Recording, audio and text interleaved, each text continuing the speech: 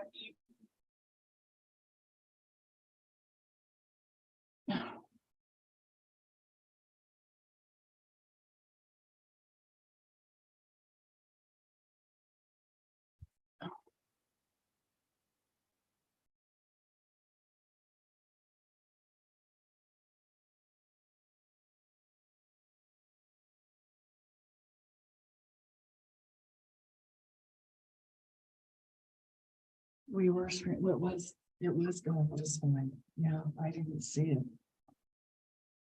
I screwed up.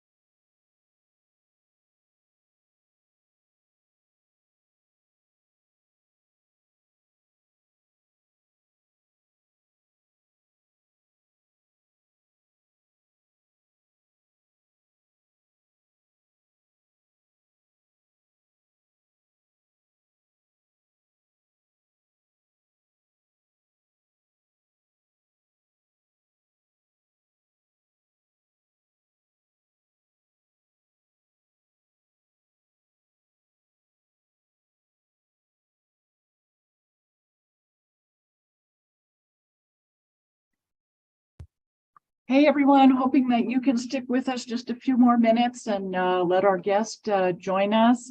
We've got a really great conversation coming up this evening. I'm very sorry for the technical issues we've had. But if you can sit tight for just a few minutes, we'll have Lilia back with us and re-engage in our conversation. So thanks for waiting.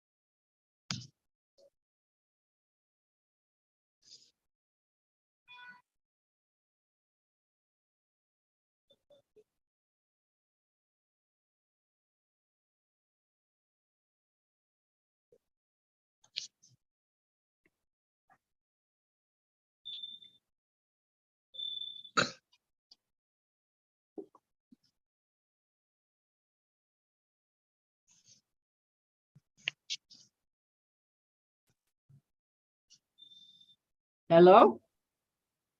Hello. Okay, I cannot see you. because I have my camera off. Here I am. Okay, so we're live right now. So let me go back to reintroducing the show. I've asked the audience to wait, and they have on 3 channels. So I'm so thankful for all of you for hanging in there because we have such a great, such a great guest. So let me just remind you all, we are broadcasting live from Bogotá, Colombia. And let me go back and introduce the program, introduce our guest, and start our conversation. So here we go. Can you see Welcome me? to Welcome to What the F is Going On in Latin America and the Caribbean, a popular resistance broadcast in partnership with Code Pink, Common Frontiers, Council on Hemispheric Affairs, Friends of Latin America, Interreligious Task Force on Central America, Massachusetts Peace Action, and Task Force on the Americas. We broadcast Thursdays at 4:30 p.m. Pacific, 7:30 p.m. Eastern on YouTube Live, including the Convo Couch, Popular Resistance Org, and Code Pink. You can also find us on Facebook Live at popularresistance.org. Post-broadcast recordings can be found at Apple Podcasts, Spotify, Telegram, Rad Indie Media, and under podcasts at popularresistance.org.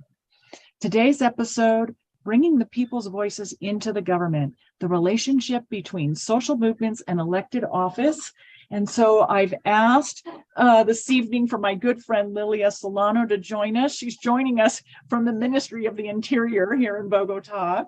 And she is the Vice Minister of Social Dialogue and Equality for the new government here in Colombia, the government of Gustavo Petro and Francia Marquez. We've had several episodes with all of you talking about those elections and then some of the significant things that have happened in the first 100 days of the administration. And so Lilia is with us this evening to talk about her new role with the government. But Lilia, can you start by sharing with me too, actually, and the audience, a little bit of your personal biography, what led you to working in social media and social media, oh my God, social movements, and how all of that led to your current role.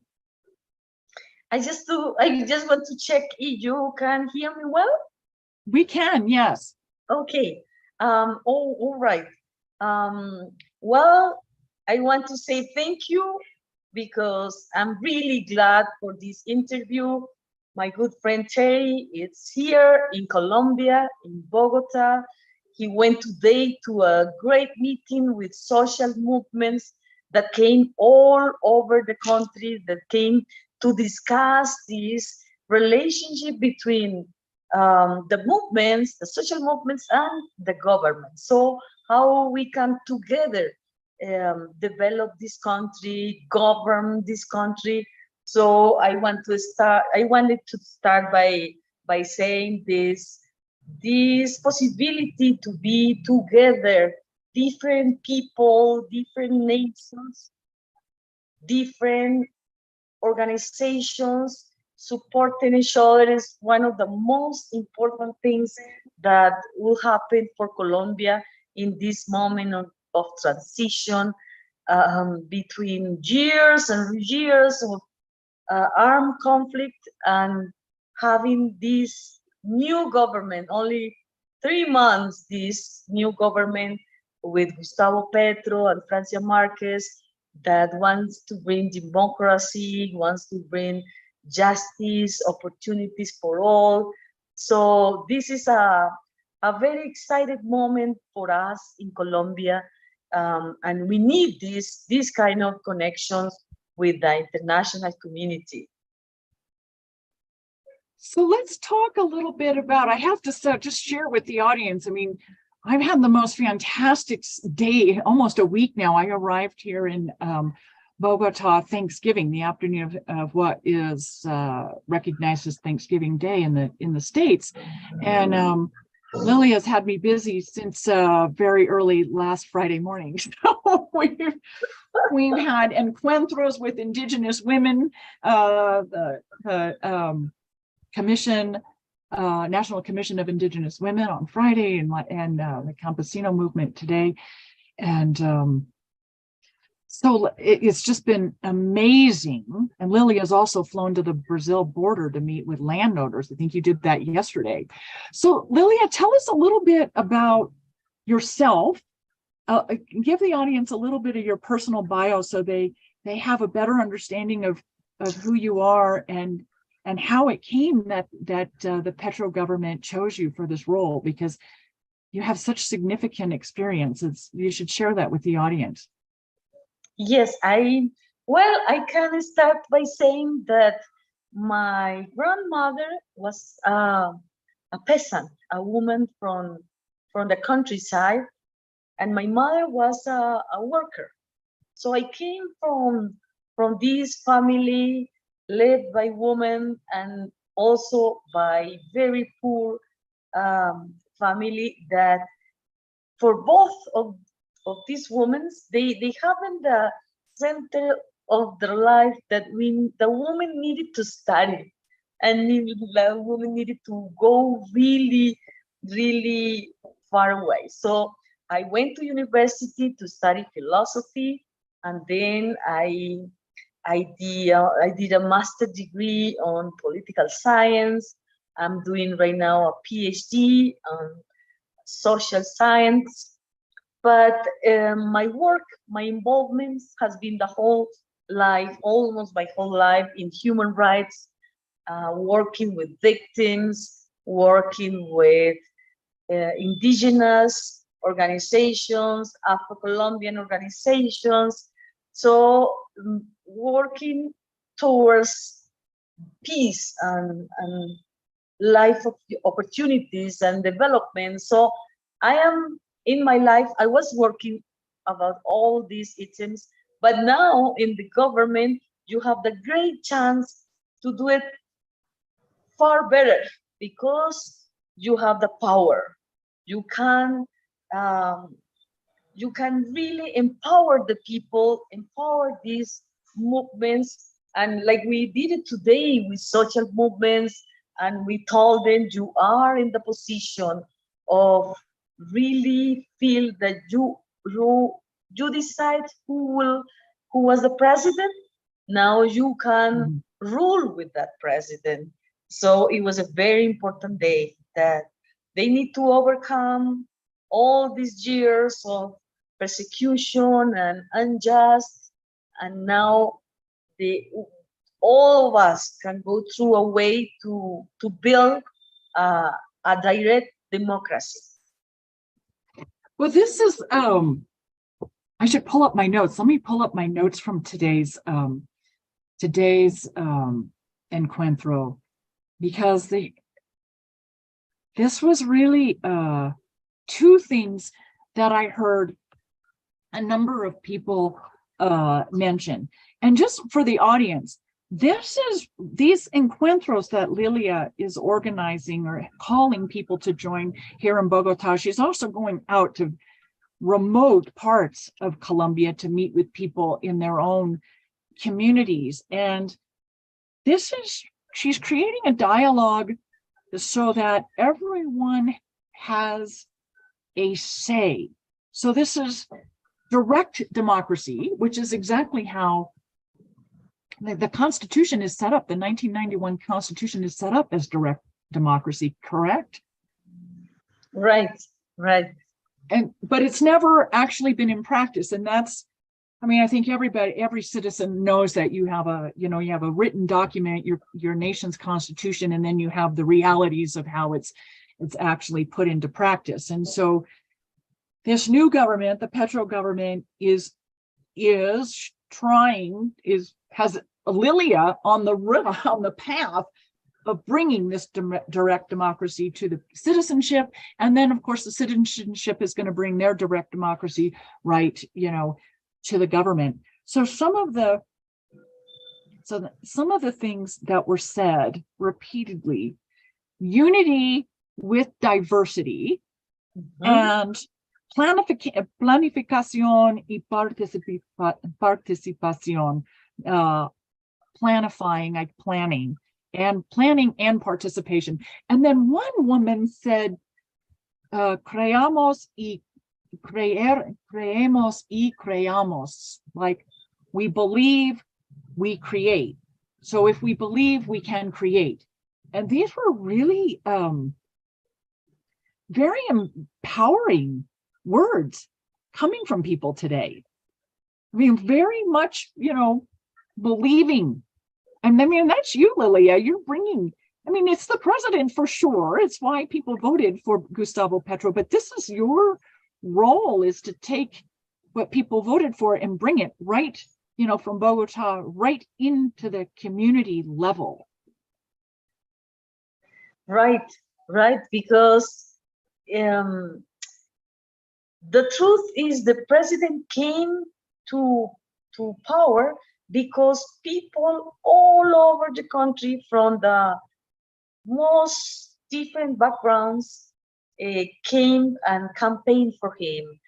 Women, indigenous, Afro-Colombians, the diversity, so people that was oppressed for a long time, more than 70 years in an armed conflict.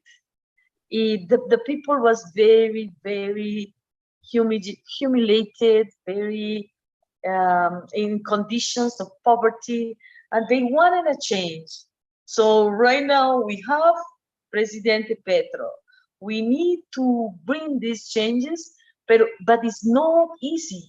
It's very difficult to overcome these powers that control for almost 70 years, not only economical power, political power, the power of the arms. So right now we are trying to build a new Colombia. And the problem is we have media is still in the hands of those who control the economy, and sometimes the economy controls always the elections. So it has been a challenge really to go ahead and with the changes, but I think many of us who are part of the government, that we give our lives for those changes. We are so committed to bring it to the all people, to really the basis of the citizenship. Let me ask you something. Well, this is just for the audience, that everyone watching knows this is a recurring theme over the years on this particular program, social movements and how important they are in building community and political formation, building potential candidates to run for elected office. And it's a theme that continues to kind of lead into many of our other conversations as well. And one of the things that came up when we were talking about Xiomara Castro's election last November, a year ago, and well, actually it's December now, it's just over a year, was that being in power, being elected into office, being in power is not the same as having power. And having power is completely reliant on the citizenship and how much they participate and support and believe in the elected, in the president's vision. And so that's a big part of your role, is it not? Is to get everyone supporting what they have voted for, and not just I mean, it's one thing to say oh yeah, I voted for Gustavo Petro, I support him, and it's a whole nother thing to participate in encuentros such as today's, to lay out a roadmap for where you want as citizens to support the president and help him and her, the vice president, take the country. Yes, is like as you mentioned, one thing is to win government. Different thing is to win power, To get the power, you have to really build it. And to build power, you have to make a huge effort, because those on the economical power used to control the country, and those economical power is still on their control of the majority of the business, of the big entrepreneurs, the media. The half of the votes went to the other candidates. So you, in some way, the country was polarized between those who wanted to change, those who live in poverty, and one also the peace project the new government represented. And in the other hand, you have these other powers that but you need to rule for the whole country. So opposition, one of the difficulties that we face is that opposition is a strong opposition because the economical control of the country, of the richness of the country, the control of the land, the control of the whole system of power has been controlled by them. So we needed to build from below, to build a power that will lead us to a real democracy, but it wasn't happen in 100 days. So you have to be, at least we say, this government, the whole 4 years, it will struggle with the possibility to build a real power coming from people and facing these other powers. But that's why I was saying it's very important to be with the international community, because we already have many attacks to this very young transition with this new government, and happening in other countries, in Chile, happen in Peru, happen in Venezuela. When new governments came to power, opposition really came very strong to say, no, this is a whole mess.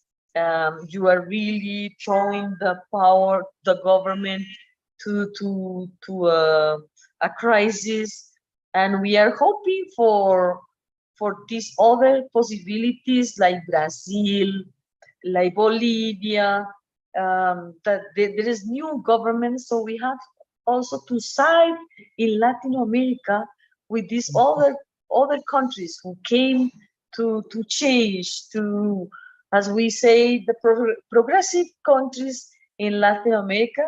We have to side with the new possibilities to make it the change, especially Brazil being such a big country, such a very important country, but also Venezuela, but also, as you mentioned, Honduras, Mexico. So we have in the region the possibility not to be isolated, but to be with those governments. We will face the same challenges, and something that we have to call is for the North American civil society, that there is no represented the interests of war, of the control of Washington, of the big transnational corporations, but with people. They need to side with us because we wanted the same. We wanted life, we wanted opportunities, we wanted democracy, development. So that will be something that we have to wait for. People like you, Teddy, that represent this other side of the civil society in North America, that can make such a big change in politics, will help us go through. I think so. Well, you're very generous.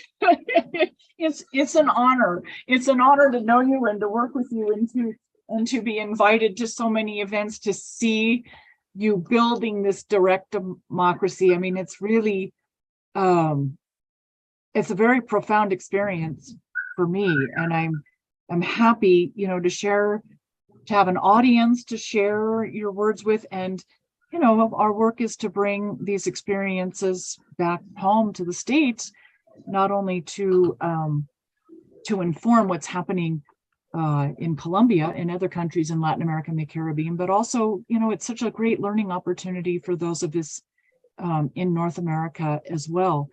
You know, you mentioned Bolivia, and I wondered if we can just talk a minute as to how, because Bolivia in the last 2 years has been such a profound example of the need for social and labor movements and what can be achieved. So when Evo Morales was removed from power in October 2019, his party returned to power a year later. And that was possible because the party as a movement, the party actually came out of a movement, did not fall apart simply because their elected candidate was no longer in office. They kept their ground game in action. They kept growing the party, they kept educating people, they kept the political formation, and they kept the ability to develop candidates. And they returned to power a year later because they had that movement, that ground game in place. And that is going to be so important for all of you here in Colombia. And I want to, you know, Lilia, there was this great quote yesterday. Lilia was so generous in inviting me to a congressional event yesterday. And Senadora Hayal spoke. And you all be proud of me. I actually listen to all these meetings in Spanish. My fluency isn't great, but I can my comprehension is actually very good. Great. So, you're doing really great.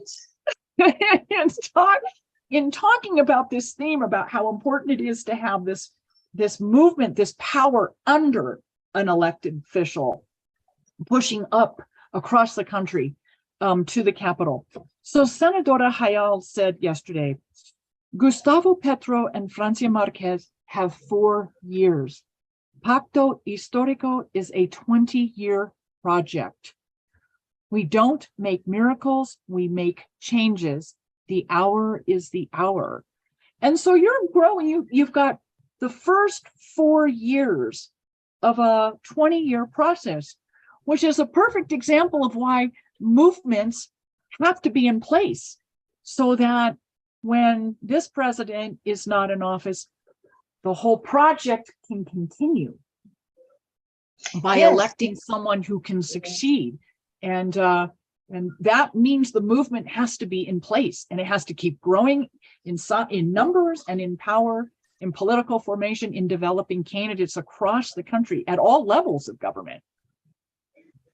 Yes, this is very important also for us, that we cannot depend only in one, we say, caudillo, but also build power from the people's power, because then we change the one in the government, but you still have the people, you still have the Congress people elected. So this is an unique opportunity to have a real vision for the country, not just the transition and those kind of things to make the people believe that only this is the only one, and no one can raise to take the power. But we need to, when you build this people's power, you can enrich your vision, you can really build a community of leaders. And the problem we have right now is, during the years of war, of armed conflict, the people couldn't trust anyone, because no one trust each other because they were afraid of killings, of disappearance, of internal displacement. So now we start also learning how to trust each other, how to in the name of this new country, believe that we can be represented by this or by this other, but to trust that they will raise a new generation of people that can be on power and that we can feel represented by them. But we all of that we have to learn because we as a country, we are far behind after these many years of war. That's why we always have to oppose to war, because war takes the life of the country, the life of the people, the lives even to the environment, the life or also the development. So we have to oppose with all our lives to war, because we are, let's say we are 70 years behind because this conflict, because this war. And that's why I was calling to the civil society from North America, because they don't know how much power they have, because this civil society that are also a humanistic civil society can oppose of this agenda of international war everywhere in the name also of business. But you need this new era, this new moment, and we need you to side with us for peace and for democracy, and this is the moment, because in many times the people used to say, no, is the civil society, North American are very naive, that's why they side in the name of war. But I can see this new generation of people that they have ears, open their eyes, and give us a chance to build the future, and in the same time side with us and oppose to any possibility of war against us or against our neighbors like Venezuela, because this is a different times. We want to leave behind those times when the rule of Washington told us that they need to control our countries, and the military control was really real in our countries. So we don't want anymore the politics, the foreign policy for us in Latin America, the South Command. We want a real development to our countries, a new way of foreign policy to us. Let me, well, I mean, your nation voted, and I've shared this with the audience several times, and you know this, Lily. I was a international election observer, invited to 8 countries. There were elections all over Latin America and the Caribbean between October 2020 all the way through Colombia and Brazil this year, and Argentina next year. Their presidential elections are next year. And the 3 predominant themes I saw, and I will include Colombia in this as well. People voted for national sovereignty. And what you're saying is we want a sovereign foreign policy. We don't want U.S. Southern Command dictating Colombian foreign policy. So people voted across the Americas, national sovereignty, natural resource sovereignty. And Colombia has many, many natural resources, oil being one. And the third thing people voted for was governments that were proposing an economy that would benefit the majority of the citizens. And that could be anything from, one step to the left, social democrat type economy, all the way to something more revolutionary. It's a spectrum. But those are the 3 themes. that I consistently saw people vote for. And I think that's what happened in Colombia as well, although I was not allowed into Colombia to witness the elections, as many in the audience know as well, and you most certainly do, Lily. but the results were the same. Yes, that's right. I think we all in Latin America hope for these multilateral kind of relationships in the world. And in the same time, my hope is always with the new generation of people that will oppose the war. And we still have many wars that the US fight in Colombia. They fight the war against drugs, the war against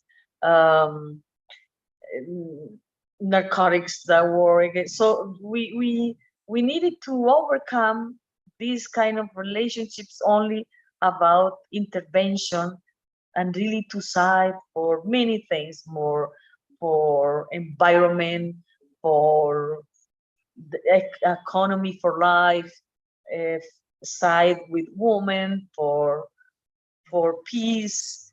And we have many ways to connect it. So we are hoping for this to build not only our democracy, but to build also this relationship with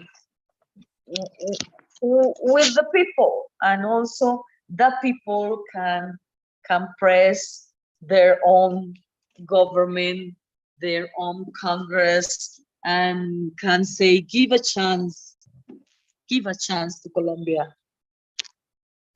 Can I, you've talked about war and young people changing, and I would agree, including in the United States. So many young people want to see the U.S. Pentagon budget diminished and all those taxpayer dollars reinvested in social benefits, healthcare, education, good public infrastructure. How, coming out of 70 years of war, internal civil war in Colombia, as you're doing your job as the Vice Minister of Social Dialogue and Equality, how are you seeing and how are people reacting to one another coming out of a civil war? I mean, this is something really, I have to say, in the events that you've had me at the past week, I haven't really felt a lot of animosity between people. It's like this is a very special moment where people are really ready to, are people ready to forgive and forget and move forward, or are they just starting to do that? Or what dynamic are you seeing? Are people really ready to put the war behind them? I think people is very tired of poverty, because all the money that went to the armed conflict is huge. The money of education, of health, of public services, most of the money for development, it went to the military aid. So that's why people was totally tired of sacrifice themselves in the name of a war. Like the women say always, not in our name, is not our war, belongs to the interest of economical and political and military powers. So don't call us to bring the life of our children in this war. So that's make the need of hope. This was a country hopeless, and when you are hopeless, you don't have the energy to build anything. So it was the only way for people to recover hope, to recover the dream for a new country, for their own families and children, for the new generation. But still, this struggle between those who win with the military war and those who wanted peace. Has always been a tension between both, and we hope that the people in business will learn that peace is a good business.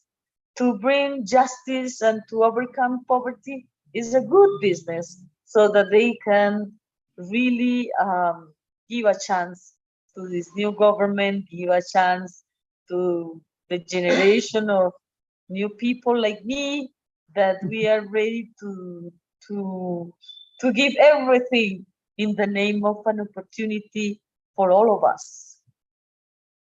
Well, I will say you particularly, but your entire country is really such an inspiration. I mean, you use the word hopeless. Everybody is tired of this hopeless situation, and you've gone from hopelessness to being an inspiration for all of the Americas.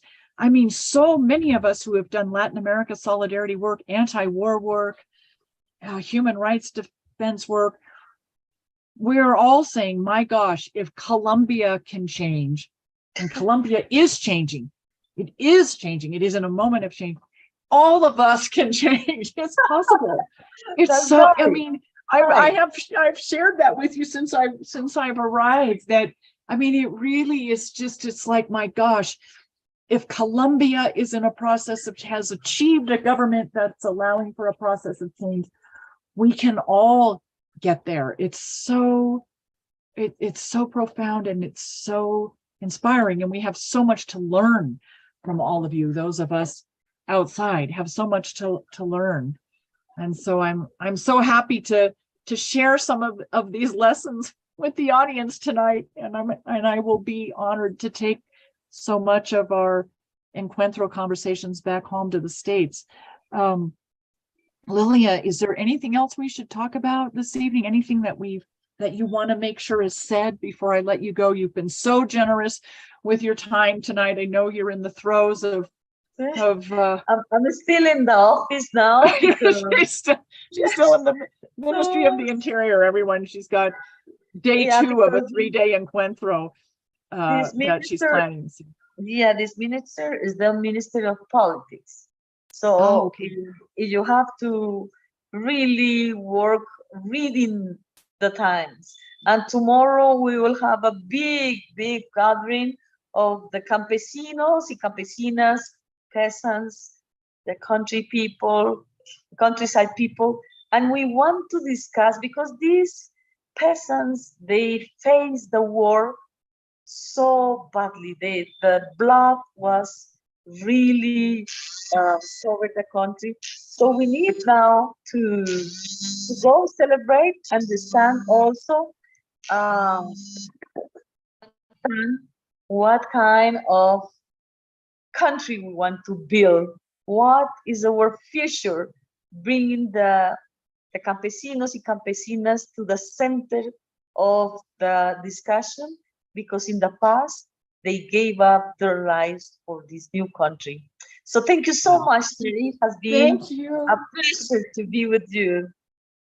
I'm so thankful for your time, and thank you to the audience for your patience. I apologize for the technical difficulties on my end, and I just want to remind you all, you've been watching What the F is Going On in Latin America and the Caribbean. It's a popular resistance broadcast. We are live on YouTube every Thursday, 7:30 p.m. Eastern, 4:30 p.m. Pacific. And those YouTube channels are Convo Couch, popularresistance.org, and Code Pink. And you can also listen to us post-broadcast on Spotify and Apple Podcasts.